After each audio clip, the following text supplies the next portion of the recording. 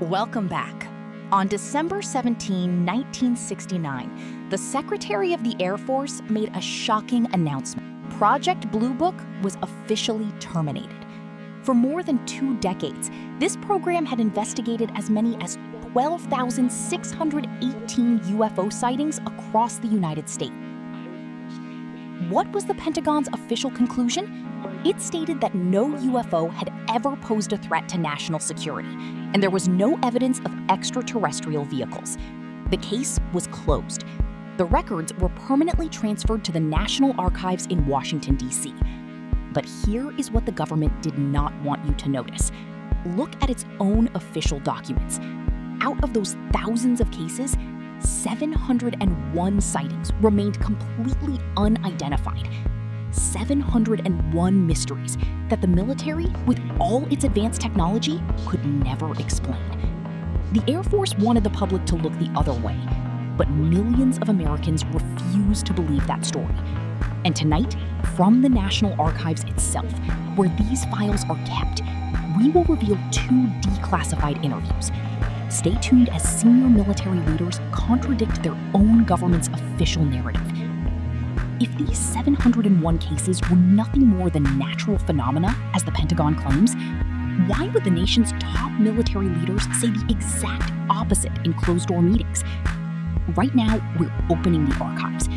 Direct from the National Archives, here are official declassified military interviews. Listen closely to what these generals actually witnessed, in their own words.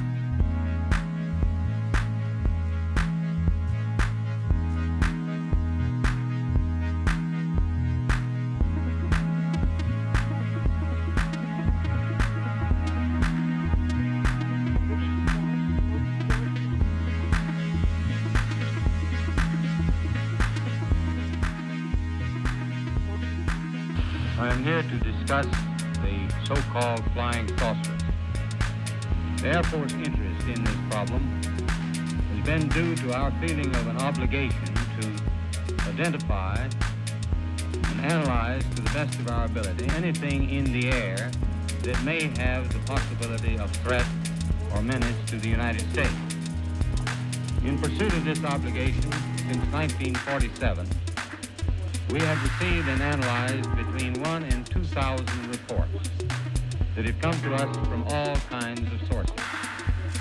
Of this great mass of reports, we have been able adequately to explain the great bulk of them, explain them to our own satisfaction. We've been able to explain them as hoaxes, as erroneously identified friendly aircraft, as meteorological or electronic phenomena, or as light aberrations.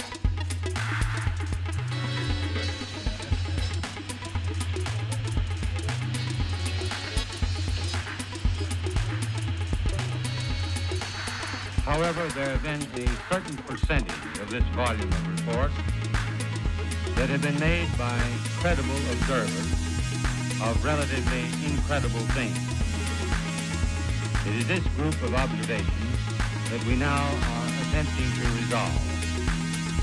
Our basic difficulty in dealing with these is that there is no measurement of them that makes it possible for us to put them in any pattern that would be profitable for a deliberate, custom sort of analysis to take the next step.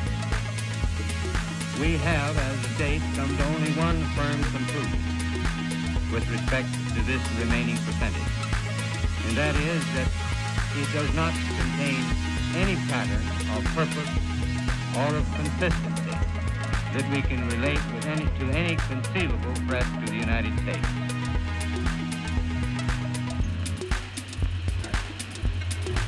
Is that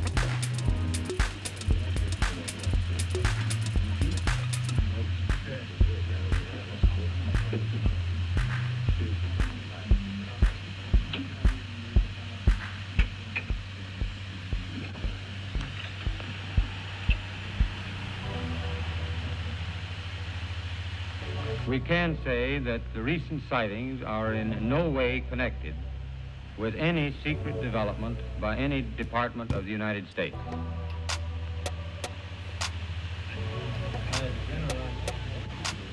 We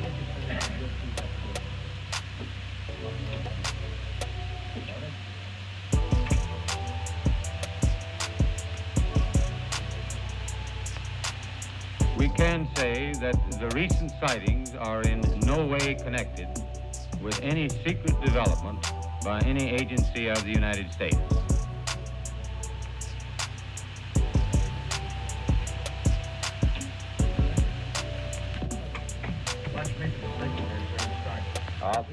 I'll start when you throw it down. Hold it, boys.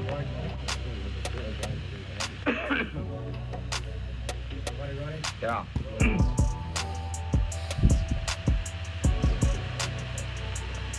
Major Keyhole, as author of the book Flying Saucers Are Real, what is your opinion of these new sightings of unidentified objects? With all due respect to the Air Force, I believe that some of them will prove to be of interplanetary origin. During a 3-year investigation, I found that many pilots have described objects of substance and high speed. One case, pilots reported their plane was buffeted by an object which passed them at 500 miles an hour. Obviously, this was a solid object, and I believe it was from outer space. The United States Air Force, in discharging its responsibility for the aerospace defense of the nation, is called upon to investigate reports of unidentified flying objects. 2 Air Force officers have, over the years, been very closely associated with this activity. Lieutenant Colonel Lawrence Stacker was formerly the chief spokesman for the Air Force on the matter, and Major Hector Quintanilla is now the chief of Project Blue Book. Major Quintanilla, what are the objectives of Project Blue Book?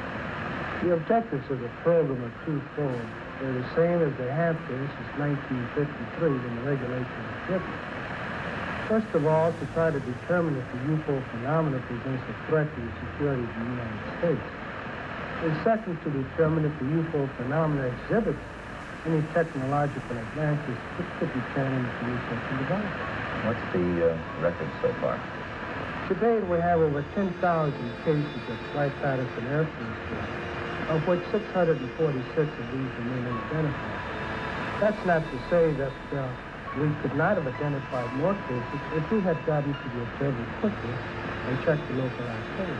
The Air Force has been accused from time to time of hiding information about UFO. What do you have to say to that kind of thing? Well, these charges are absolutely untrue.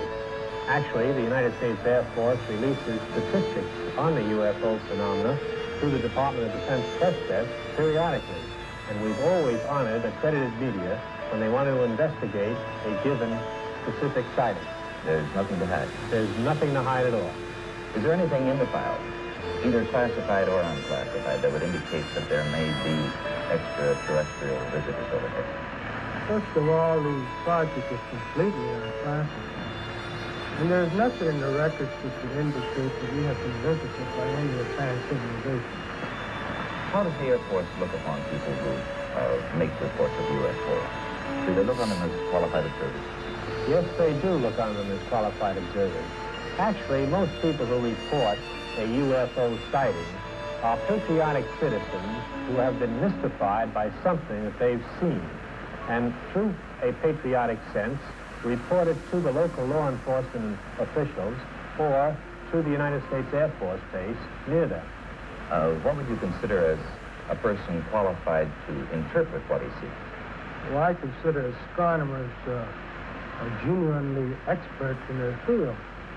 First of all, they have a tremendous advantage over the other physical scientists, and that is that they have powerful telescopes and photographic equipment to confirm their interpretation.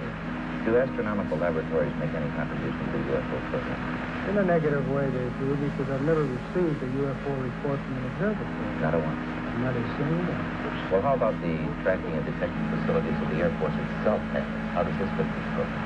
Well, actually, to begin with, the United States Air Force is charged by an act of Congress with the air defense of the United States. And the North American Air Defense Command and the Air Defense Command have space tracking facilities which are constantly on the alert 24 hours a day. We're interested in anything that flies in our atmosphere. Well, how about UFO reports in other countries? How are they handled? UFOs actually occur worldwide. However, the United States is the only country in the world that places as much emphasis on the phenomenon. Other countries place the burden of proof on the observer, not on the Air Force. That would make your job a lot easier if they did that here. Yes, it is. Thank you, Colonel Parker. Major Quintanilla. I would like to close by reading a very brief excerpt from the report of the Air Force's Scientific Advisory Board, which they made recently upon completing a detailed review of the subject of UFO. This is a statement. The committee concluded that in the 19 years since the first UFO was sighted, there has been no evidence that unidentified flying objects are a threat to our national security.